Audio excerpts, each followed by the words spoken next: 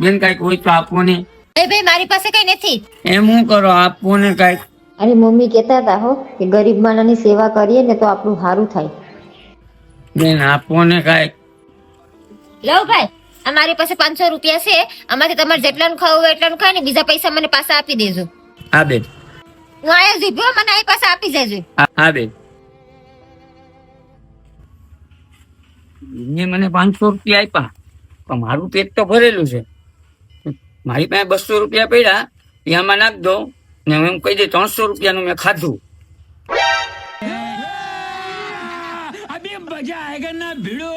અરે બેન, તમારા વૈજા એ 200 રૂપિયા. ખાઈ લીધું ને ભાઈ હમાએ? હા બેન, અમારે ખાઈ લીધો. ભગવાન તમારું ભલું કરો.